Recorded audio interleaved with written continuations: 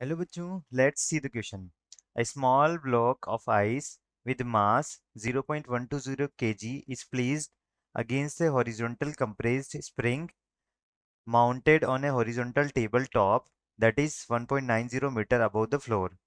The spring has a force constant K is equals to 2300 Newton per meter and is initially compressed 0.045 meter. The mass of the spring is negligible. The spring is released and the block slides along the table, goes off the edge and travels to the floor. If there is a negligible friction between the ice and the table, what is the speed of the block of ice when it reaches the floor? तो हमको एक छोटा सा block दिया हुआ है ice का, ठीक है, वो जिसका मास हमको 0.120 केजी दे रखा है, उसको प्लेस किया गया है एक हॉरिजॉन्टल कंप्रेस स्प्रिंग जो माउंट की गई है एक हॉरिजॉन्टल टेबल पे, जिसका टॉप क्या है 1.90 मीटर अबव है फ्लोर से। स्प्रिंग का एक फोर्स कांस्टेंट है के की वैल्यू हमको दी हुई है। इनिशियली इसको कंप्रेस किया गया है कितना 0.045 मीटर, और ये जो मास है ना स्प्रिंग का वो क्या नेग्लिजिबल है।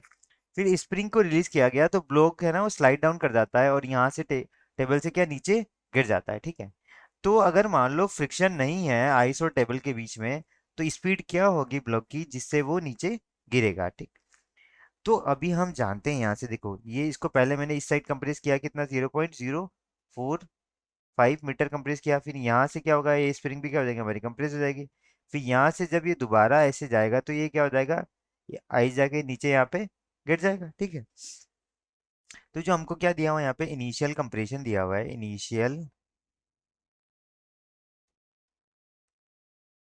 इनिशियल कंप्रेशन हमको कितना दिया हुआ है यहाँ पे, वो दिया हुआ है 0.045 मीटर दे रखा है।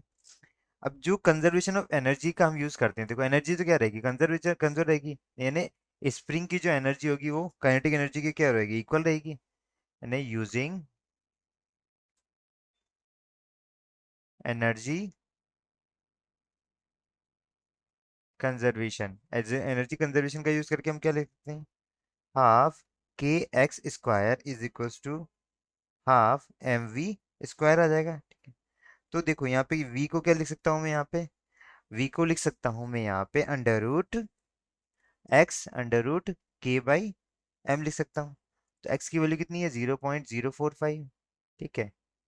k की वैल्यू कितनी है हमारे पास दे रखी है 2300, और m की वैल्यू हमको कितनी दी हुई है 0.120 के जी, ठीक है। तो अभी ये क्या आ गया हमारा, ये तो वेलोसिटी आएगी तो मीटर पर सेकंड में आएगी, तो v क्या था, इसको सोल्व करने पे कितना आएगा 6.23 मीटर पर सेकंड आ गया। ये क्या है, is the velocity along x direction. अभी ये direction and won't change during the course of motion. तो ये एक्स डायरेक्शन के अलोंग है ये वेलोसिटी, और ये चेंज नहीं होगी जैसे जैसे आगे बढ़ेगा। तो वेलोसिटी अलोंग वाई वो भी निकाल लेता हूँ। वेलोसिटी ये तो क्या है, वेलोसिटी ये अलोंग एक्स डायरेक्शन हो गया, ठीक है। अब वेलोसिटी अलोंग वाई डायरेक्शन, ठीक है, वाई डायरेक्शन। जब ये ब्लॉक यहाँ पे आ जाएगा तो ठीक है, यहाँ तक तो इसकी वेलोसिटी हम, लेकिन यहाँ पे किस तरह से होगी, इस तरह से आके ये यहाँ गिर जाएगा, ठीक। तो वाई डायरेक्शन के अलोंग क्या होगी velocity under root 2g h हो गया, ठीक। तो ये कितना आएगा हमारा अंडर रूट 2 × ठीक है। जी की वैल्यू क्या आएगी हमारी 9.8, ठीक। और एच की वैल्यू क्या आई है हमारे पास, एच दे रखा हमको कितना, यहाँ पे कितना कितनी हाइट से नीचे गिरा है 1.90 मीटर से नीचे गिरा है, ठीक है।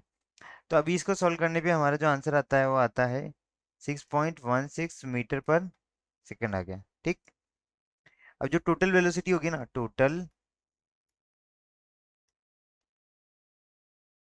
टोटल वेलोसिटी देखो वो क्या हो जाएगी हमारी अंडर रूट इन दोनों का रिजल्टेंट होगा 6.23 का होल स्क्वायर प्लस 6.16 का होल स्क्वायर। इसको सोल्व करने पे जो हमारा आंसर आएगा वो आएगा 8.72 मीटर पर सेकंड। तो ये मेरी क्या होगी, उसकी ब्लॉक की आइस ब्लॉक की क्या होगी वेलोसिटी होगी। तो ये हमारा क्या है फाइनल आंसर है 8.72 मीटर पर second. I hope you understood it well. Best of luck.